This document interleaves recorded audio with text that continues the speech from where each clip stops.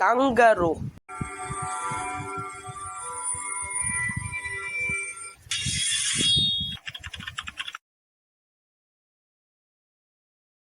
Ano kaya lalaruin natin?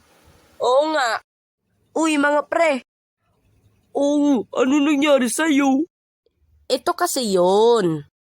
Loko ka? Ba't mo binato sa akin tsinelas mo? Ay, sorry po, boy muta.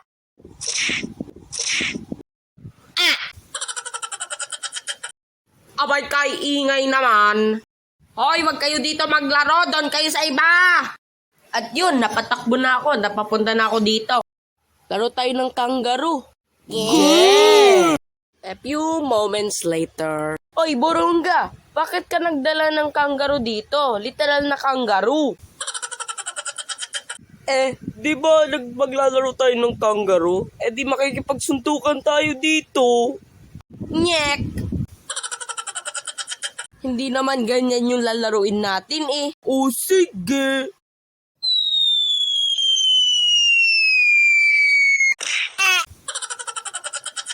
Kapag ikaw ang taya, kailangan maibato ang tsinelas mo sa likod.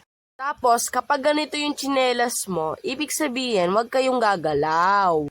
Paano naman kapag ganito? Di maglalangit lupa ka.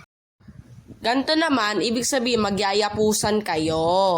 Hoy, wag mo kaming gawing bakla. Wala. Ito yung rules. Ako yung taya.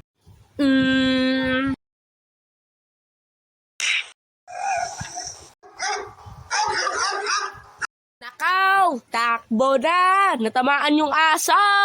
A few moments later.